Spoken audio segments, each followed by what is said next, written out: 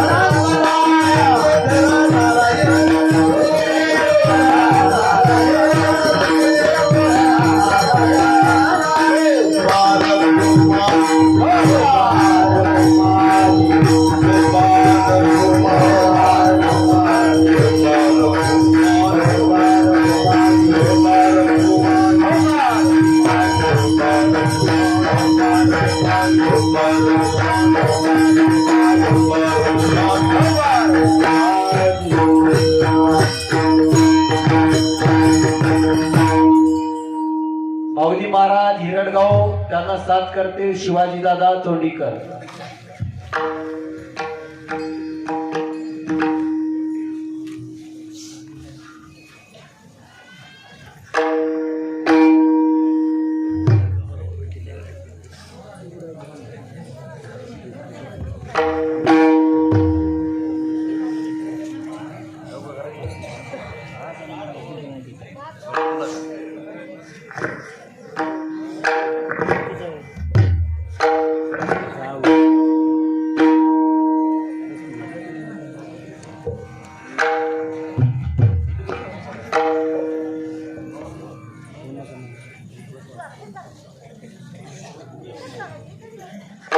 नाम संकीर्तन साधन पैसोपे नाम संकीर्तन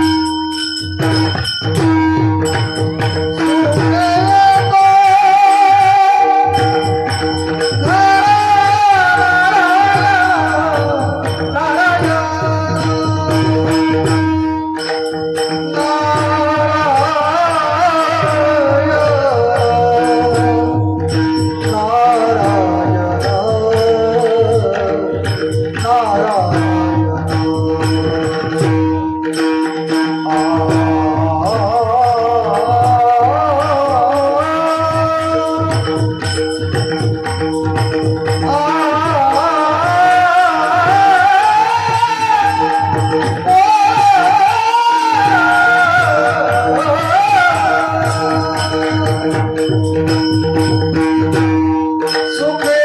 तुम्हारा सुखे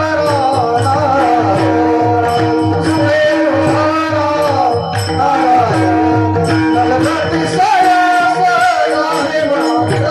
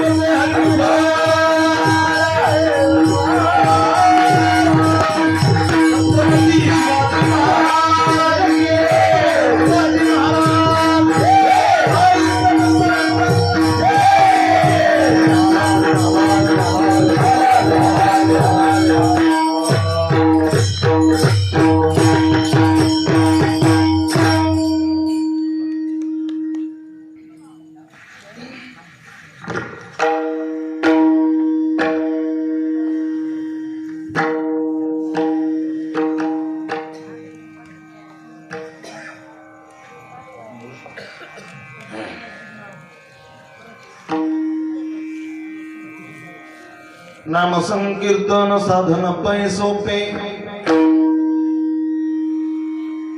जळतील पापे जन्मांतरीची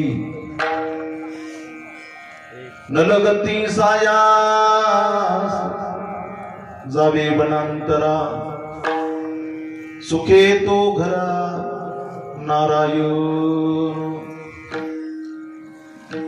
ठाईच पैसोनी करा एक चित्त आवडी अनंत बाबा रामकृष्ण हरी विठ्ठल केशवा मंत्र हा जपावा सर्व काळ या विनानी कसता पै साधन वाहतसे आन विठोबाची नलगती सायास जावे वनांतरा सुखे तो घरा नारायण तुका म्हणे सोपे आहे सर्वाहुनी शहाणा तो धनी घेतो येथे नलगती सायास जावे वनांतरा सुखे तो घरा नारायण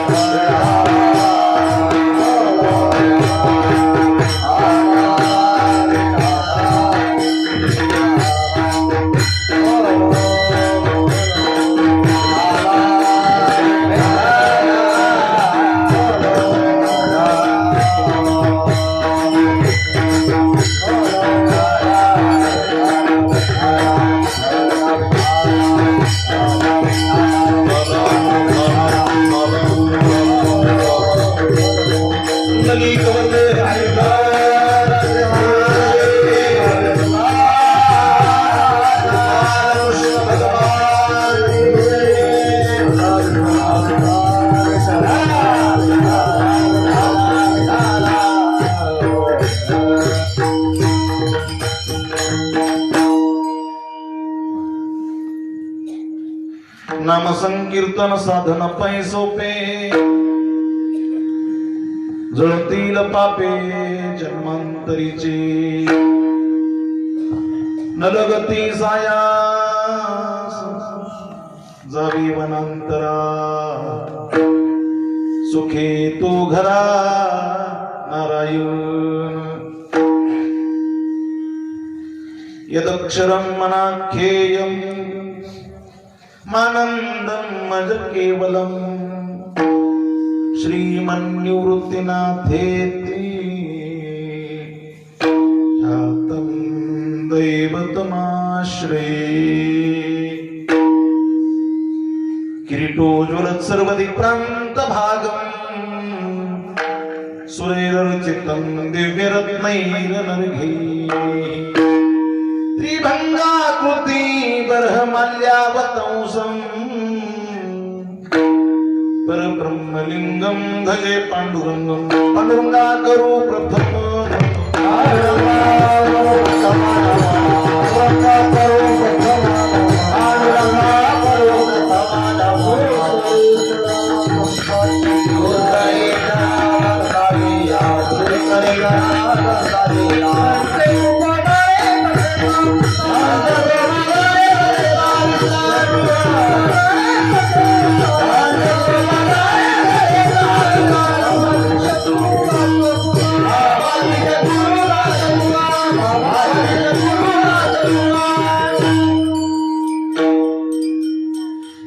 करू प्रथम मन दुसरे चरण संतांचे त्यांच्या प्रपादाने कथेचा विस्तारू बाबाजी सद्गुरु दास तुका अलंकापुरी रम्य सिंहासनस्थं पदांभोज तेजस प्रदेशं विधिन्द्रादिदेवै सदा स्तूयमानं समाधिस्थ मूर्तिं भजे ज्ञानदीपम् नमो सद्गुरु तुकया ज्ञानदीपा नमो सद्गुरु सच्चिदानंद रूपा नमो सद्गुरु भक्त कल्याण मूर्ती नमो सद्गुरु भास्कर पूर्ण कीर्ती तुझा ठवी विसरवी आपणा ते तरंगा जळी घालिता ऐसे होते अलंकार सोनेची होरी ठेला निळाया परी आठवणी सद्गुरुला विठ्ठला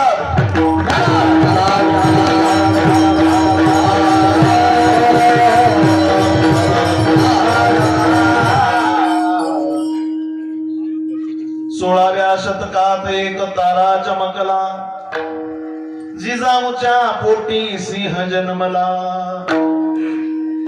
घडविले जेने स्वराज्य सुखावली प्रजा तर स्त्री माते समान असा होता माझा राजा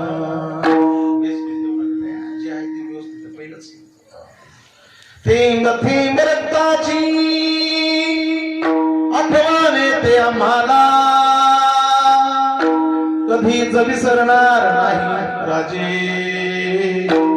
नमन करण्या तुम्हाला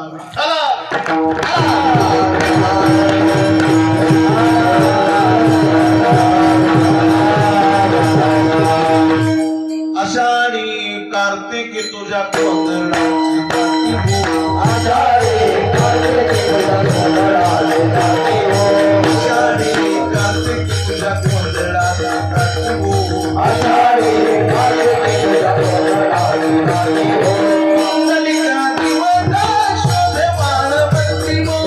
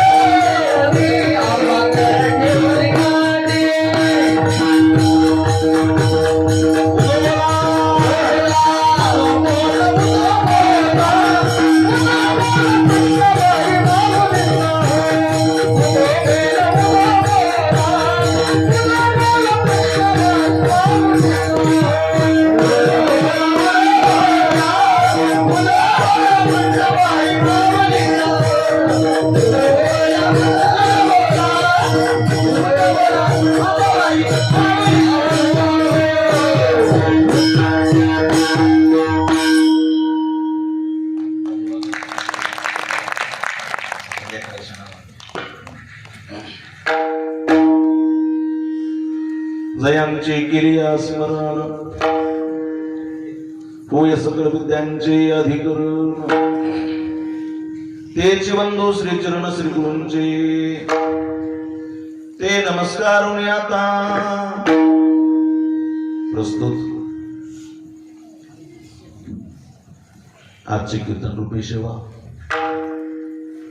गजानन बाबा प्रकट दिनानिमित्त तथा महाशिवरात्री निमित्त चालू असलेल्या प्रतिवर्षाप्रमाणे याही वर्षी महामंडलेश्वर मनीषानंदपुरीजी महाराज यांच्या कृपेने चालूच असलेला अखंड हरिनाम सप्ताह, ज्ञानेश्वरी पारायण, गाथा भजन, श्रीमद भागवत कथा, ज्ञानयज्ञ सोहळा, ज्यांच्या गोडवाणीतून आपण कथा श्रवण करत आहात, महाराष्ट्रातील सुप्रसिद्ध भागवतकार भागवताचार्य हरिभक्त परायण गोविंद महाराज मुंडे परळी वैजनाथ महाराजांच्या गोड आणि ओजस्वी बाणीमधून आपण दररोज कथा श्रवण करत आहात.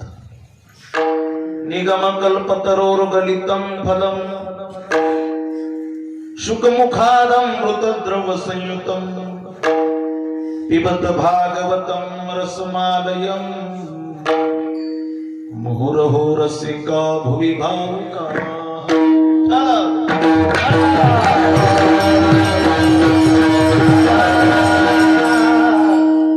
दररोज रात्री 9 ते 11 हरिकीर्तन आहे. नुसतं चिंतनच नाही तर अन्नदानही त्याच तोंडात आहे. कार्यक्रम अन्नदान कसं असतं, अन्नदाते किती उदार अंतकरणाने अन्नदान करतात हे मी नवीन नाही तर पाहिलेलं आहे.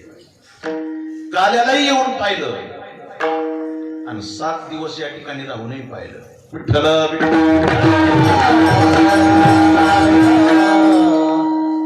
कारण एक कथाही झाली. त्याच्या अगोदर काल्याचं कीर्तन ग्रामस्थ मंडळी पारडी तथा ज्यांनी समोर होऊन फोन करून मला निमंत्रित केलं. सगळंच गाव काय फोनवर बोलत असते का? नैमिष अरण्यामध्ये श्रोते किती होते ऋषी कथा ऐकायला? 88,000. किती होते? 88,000.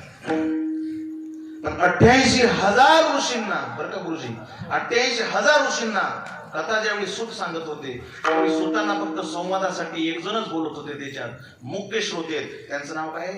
शौनक.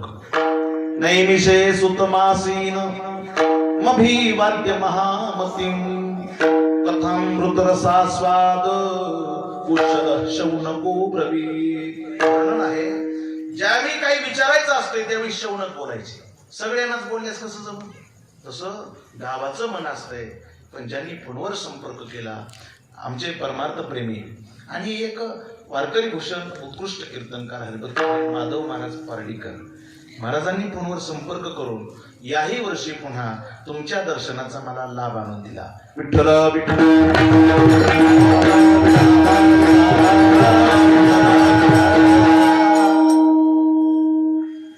त्या निमित्तानं पुन्हा तुमचं दर्शन झालं. कथेसाठी आमची सगळी परमस्नेही मित्रमंडळी, संगीत भूषण जनक महाराज आहेत, श्रीराम महाराज आहेत. हा भागवतकार म्हणजे आमचे जिकडे आहेत ना, ते काय लांबले नाही. बहुतेक कार्यक्रमाला गेले ते कुठं आहेत का? बरं बरं. विठ्ठल विठ्ठल.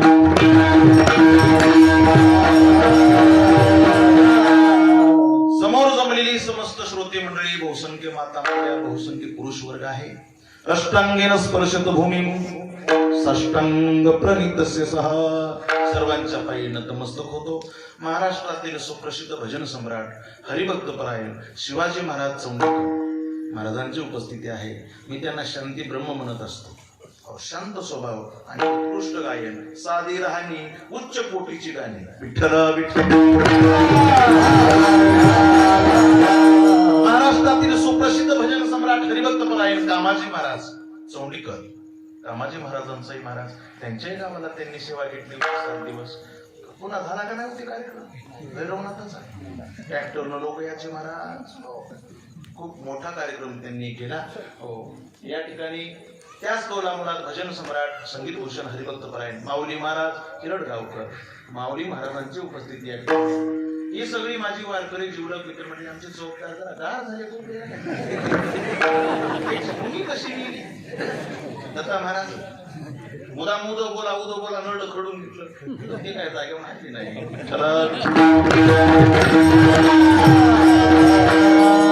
आले आले म्हणजे मला ओळखीला काय म्हणत दत्ता महाराज आश्चर्यभूत झाले महाराज.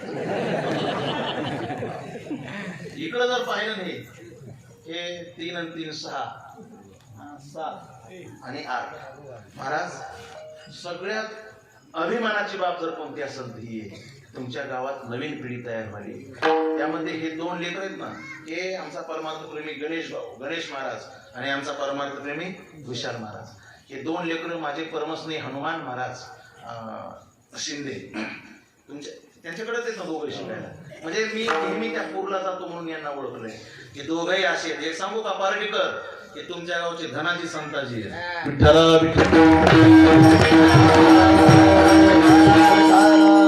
हनुमान महाराज असे आहेत महाराज. त्यांच्याकडे गेलेला पूर्व वया जीव लावून शिकवणारा माणूस आहे. बघा ना महाराज. आणि आमचे किती विशाल अंतकरण आहे. त्यांच्या समोर बसलाय विशाल आणि ह्यांचा अंतकरण आहे विशाल. आमचे मृदंग भूषण, मृदंग सम्राट, मृदंग मणी दादाराव महाराज वाटणीकर, विशाल अंतकरण. का तर आता जोडीला जोडी मृदंग वाटतंय का की काहीतरी कमी जास्त वाटायचे का? नाही, हे यांच्या बरोबर चालायलेत. कळालं का तुम्हाला? महाराज यांच्या बरोबर चालायलेत आणि असेच हनुमान महाराज आहेत. हो, हे असेच माणसं काहीतरी घडवू शकतात. विठ्ठल विठ्ठल.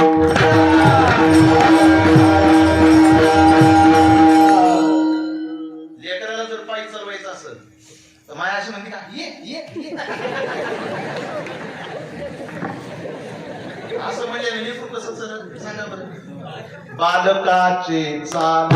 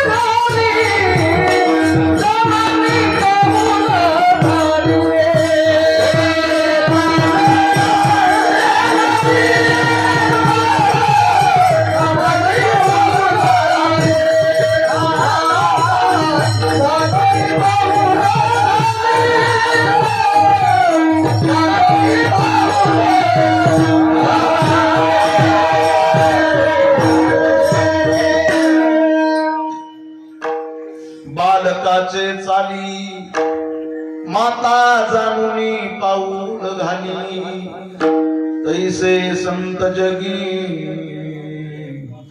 क्रिया करोनी दाविती अंगी. आणि म्हणून लेकरू घडत असतं का घडवावं लागतं गुरुजी? घडवावं लागतं. घडत नसते बरं का. काय भूमिया कुणी स्वयंभ घडिया गाडग्याचे निघती कोंब तेथ कुलालमतीचे गर्भ उमटले की. ज्ञानोबा म्हणजे असं कधी झालंय का? शेतात गेला आणि माती खंदीन गाडगे निघाली. गाडगं मातीतच असतंय पण मातीत गाडगं निघत नसतंय, त्याला घडवावं लागतंय.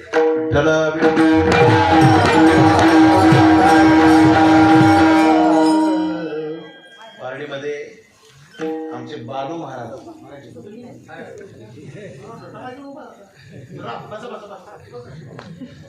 बालू महाराज हे कुठेही भेटले की महाराज खूप प्रेमळ बोलतात. या ठिकाणी ज्यांचं सिस्टीम आहे, साऊंड आहे, आपल्याच गावचं वैभव, आमचे प्रेममूर्ती माऊली महाराज. काय माऊली साहेबांना जेवाय केलं तरी केलं असणार, पुन्हा काय फोन केला नाही त्यांनी?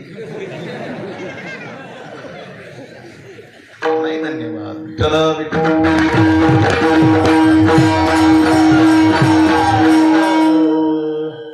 सेवेसाठी निवडलेला भंग जगतवंदनीय जगद्गुरु तुकाराम महाराजांचा 6 चरणाचा अभंग आहे. अभंगात जगद्गुरु तुकाराम महाराज सोपं साधन सांगतात.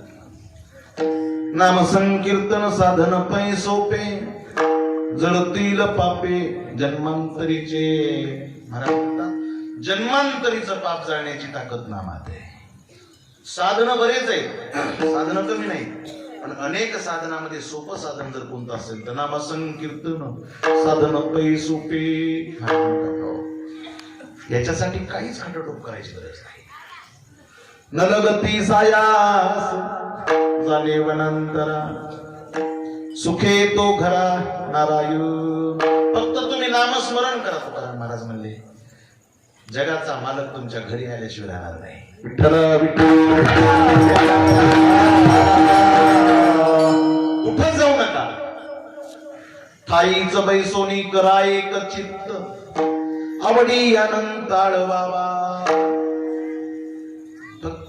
फक्त नामस्मरण करा. रामकृष्ण हरी विठ्ठल केशवा मंत्र हा जपावा सर्व काळ. राम म्हणा, कृष्ण म्हणा, हरी म्हणा, विठ्ठल म्हणा, केशवा सर्व काळ मंत्र जपा. महाराज म्हणतात या बिनानी कसता पै साधन वाहतसे आन विठोबाची. याच्यापेक्षा जर दुसरं कोणतं साधन सोपं असेल, विठ्ठलाची शपथ वाहून सांगतो की याच्यापेक्षा दुसरं सोपं साधन कोणतं नाही. तुका म्हणे सोपे आहे सर्वाहुनी शहाणा तो धनी घेतो येते. महाराज म्हणतात सर्वापेक्षा जर सोपं काय असेल तर नामस्मरण आहे. जो परमार्थातला शहाणा आहे त्याला मात्र हे कळतंय. विठ्ठल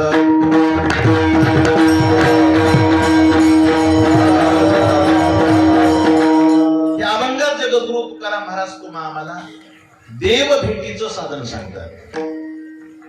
या अभंगात जगद्गुरु तुकाराम महाराज तुम्हा आम्हाला सुखाच्या प्राप्तीचं साधन सांगतात. या अभंगात जगद्गुरु तुकोबाराय तुम्हा आम्हाला पाप जाळण्याचं साधन सांगतात.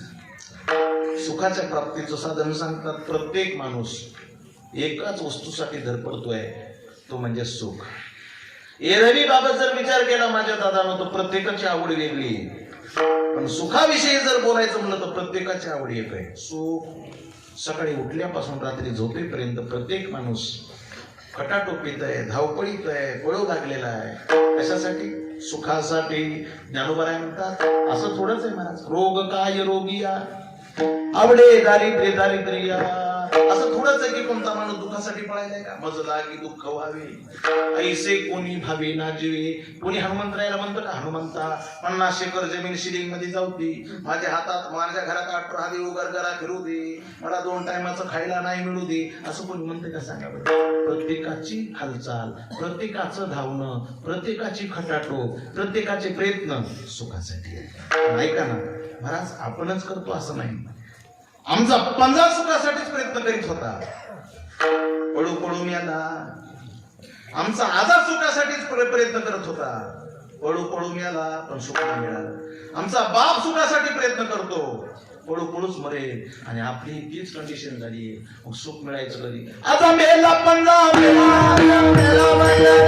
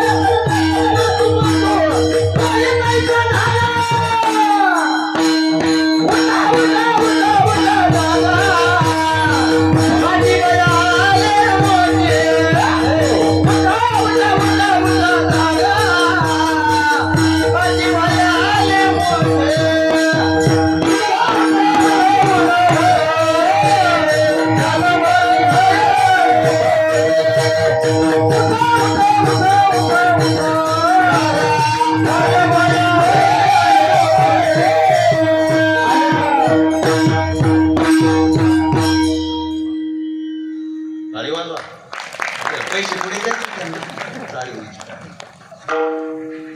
अजा मेला पंजा मेला, बाप मसना गेला. देखत देखत नातू पंतू तो हे तैसा झाला. एक ससर वडाच्या झाडाखाली बसलं होत. वडाचं पान पडलं की दचकलं. जेच पळायला लागलं महाराज. त्याला वाटलं आबाळाची खपलीच पडली. जर सस पळायले, कोला म्हणला सशा कुठं चाललास? म्हणला कोले दादा आसमान गिर रहा है, बचना है तो भागो, मरना है तो ठहरो. कोल बी पळायले. गाढवाने विचारलं कोले दादा कुठं? गाढव दादा आसमान गिर रहा है, बचना है तो भागो, मरना है तो ठहरो. गाढव बी पळायले. वाघानं बघितले यांना. आवाज वाढू नका, पहिल्यासारखंच. वाघ म्हणला कुठं गाढव दादा? गाढव म्हणला वाघू दादा टोळी मुकदम ससय. सशाला विचार. सशाला विचारलं सशा कुठं? सशानं सांगितलं वाघू दादा आसमान गिरा आहे, बचना आहे तो भागू, मरण आहे तो ठेरू. महाराज वाघ बी पळायला पळायलेत पण पळण्याला दादा महाराज काही शिकणार पण तितक्यात गाढवाचं पळणं. एकदा इकडं चाललंय, एकदा इकडं चाललंय. एकदा सशाला पडायले, एकदा वाघाला पडायले. दोघाचे बी नाकन पुढे पुढू पुढू टाकले. रोपा रोपच वाघ म्हणला तुला बुकीत खायचं केलं असतं पण आता नीट चल की नाही. गाढव म्हणला वाघू दादा तुला माहिती ना माहिती चलणंच असेल. अरे पण पळायचंय कुठं होती मला बी कळलं नाही. टोळी मुकदम सस सशाला विचारा. वाघ म्हणला सशा कुठवर पळायचंय? सशा म्हणला वाघू दादा आबाळ टेकलंय तू म्हणजे भीतीच नाही कोणाची. हे काय ठाणकाला गेले पळू पळू गेले.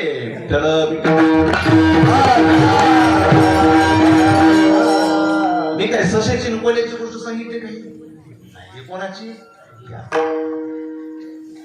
पळणं चालूच आहे महाराज पण पळून कुठं पळायचंय कुठं जायचं हे आमचं निश्चित नाही, दिशा निश्चित नाही. गती चालू आहे. आम्ही फक्त गती घेतली पण दिशा निश्चित नाही. दिशा जर निश्चित झाली तर सद्गतीला काय वेळ आहे.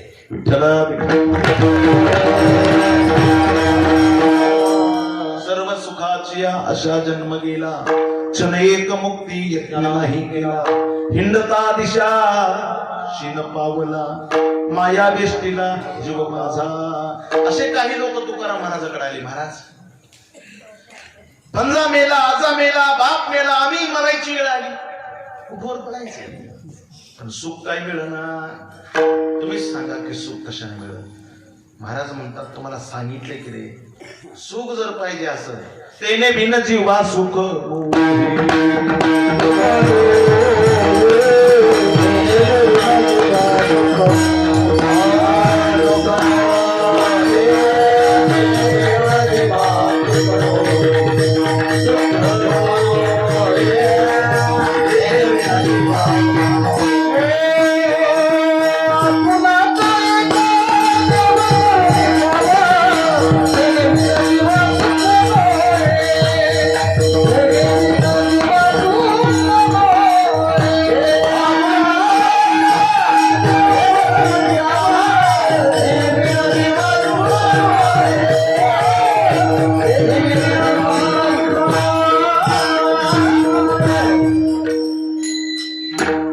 मला सुख कशाने मिळेल सांगा बरं?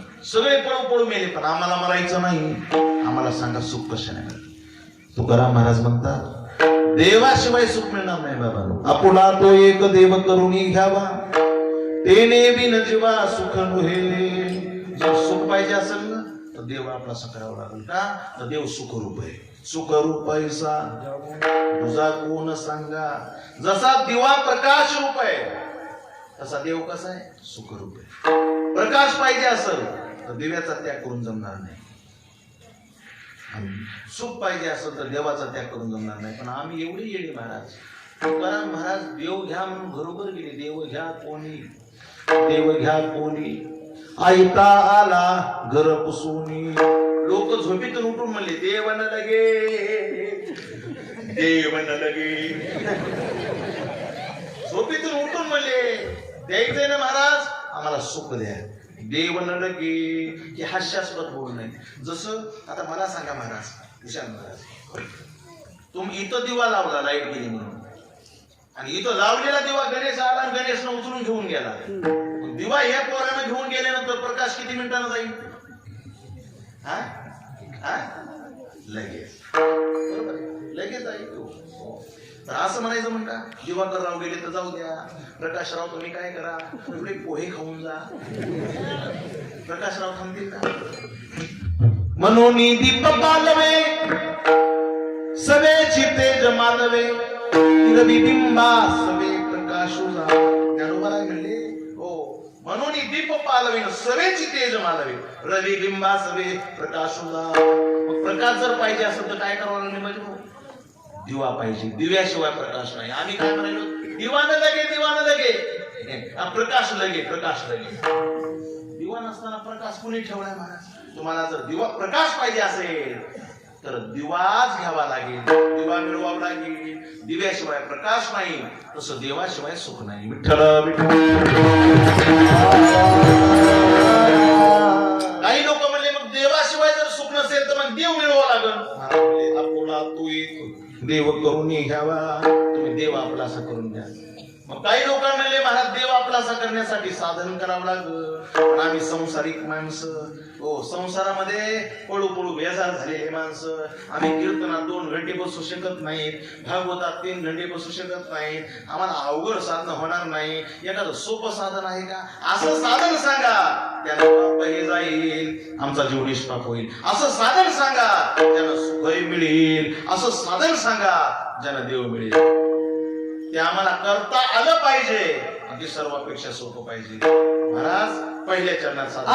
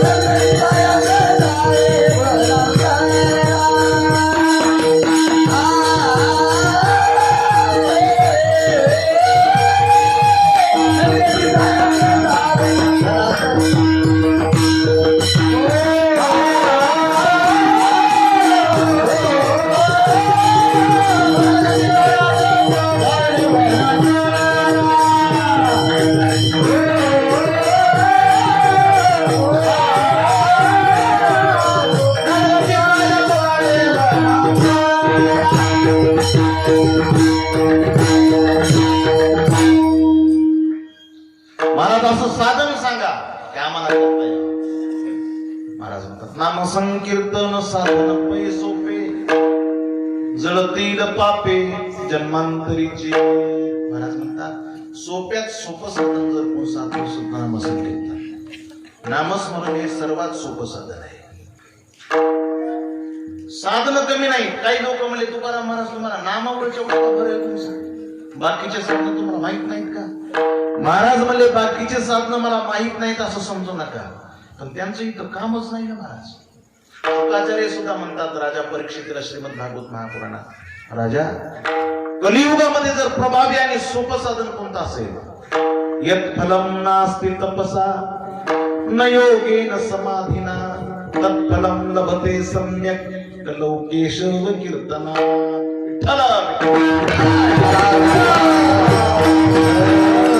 ते कशालाच मिळणार नाही. ते कलियुगात नामानं सहज मिळणार आहे.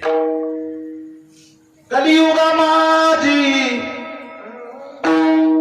करावे कीर्तन तेने नारायण देईल भेटी. महाराज म्हणतात कलियुगामध्ये जर नामस्मरण केलं तर तुम्हाला देव भेटेल. मला सांगा तुकाराम महाराज म्हणजे नामस्मरणानं जर देव भेटत असेल बाकीची साधना कशाला. विठ्ठल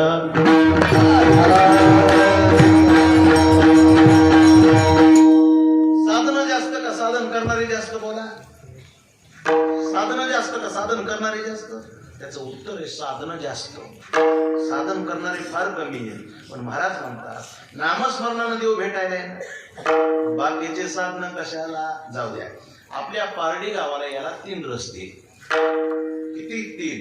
एक रस्ता आडरानाचा रानारानानच याचा वसमतून पारडीला यायला कुरून जाऊन पारडीला यायला 3 रस्ते.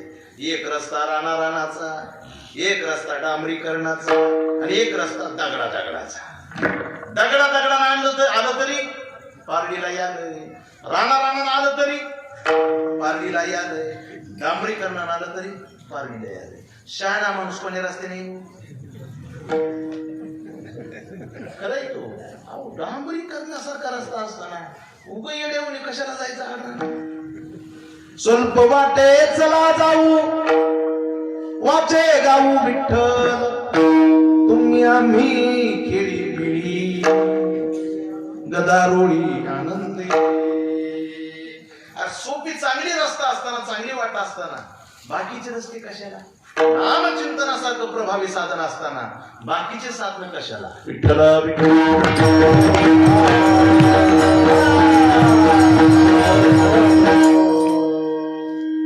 एका गावात एका पोराचं पोट दुखू लागलं. दुखुनी पण दुखू लागलं. दृष्टा परभणीला नेलं राहीच ना. नांदेडला 2 दिवस ठेवलं राहीच ना. मुंबईला 15 दिवस ठेवलं. मुंबईचे डॉक्टर म्हणजे तुम्ही बाप का म्हणजे पोराला घरी घेऊन जा आमच्याकडे इलाज नाही. म्हणजे काय याच्या पोटात झाले आम्हाला कळलं आणि पोरग तर आडत आहे ना. महाराज मुंबईच्या डॉक्टरनं घरी पाठविलं. घरी आणल्याबरोबर घरात बास टाकून दिली बाजावर पोराला झोपवलं. सगळं कुटुंब उदास आहे, बाप एकटाच ओठ्यावर बसलाय. दुपारचे 12 वाजलेत महाराज. आणि दुपारच्या 12 वाजता मंदिरावर दोघं तिघं बसलेले पोरं आपले गप्पा. आणि त्या गावात एक वैद्य आलं सुटकेस घेऊन औषध ऐकायला. पोटाचं औषध दचकन महाराज. कसं असतंय बघा, कितीही माणूस हुशार असला पण दुःखाची माय करत त्याच्या मागं लागा. महाराज अंगुरा घ्यायला सुद्धा तयार होते. मला दचकलं पोटाचं औषध म्हणलं की हे म्हणले पोरायनो कोण आणलं तरी पोटाचं औषध. ते सुरीच्या खाऊ लागलं मंदिरावर बसलेलं. सुरीच्या असं खाऊ लागलं. मला आणि फिरच ते काय ताते मुंबईहून तुमच्या पोराला परत पाठविले आणि त्याच्या कशा नादी लागतो तेड्याचा बाज. हे माणसं म्हणजे नुसते पैसे खाणारे माणसं. काय खरेदी पैसे खाणारच.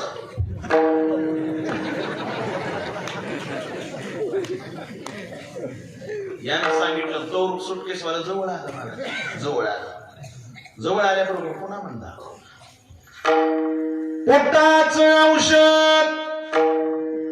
ते पोरं म्हणले कुठले तुम्ही? म्हणले का येत आहे का गुण? अरे गुण येत असता तर दवाखाना नसता का टाकला? ते म्हणला जास्त बोलायचं नाही. कोण रोगी सांगा, आता औषध देतो. एका घंट्यात जर पोट नाही राहिलं तर मला इथं चापकाना हाना रुपया देऊ नका. अरे बापरे म्हणे. पोराच्या बापाला बरं वाटलं. आनंद झाला. मोबाईल बंद करा बरं. आनंद झाला. याला बोलूस तर मला तिकून आवाज आला पोटाचं औषध. एकदम मला टोळी आली काय तुमची?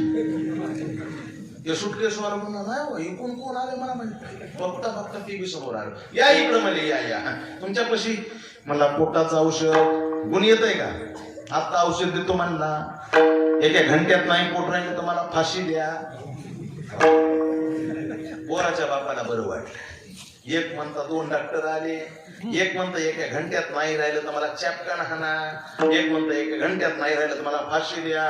मला काही का असाना पोराच्या बापाला आनंद झाला. ते हसाय बिले रडाय बिले आनंद म्हणला. आपण असं झालं महाराज. हे म्हणते मामा माझं औषध घ्या. ते म्हणते माझं घ्या. ते म्हणते माझं घ्या.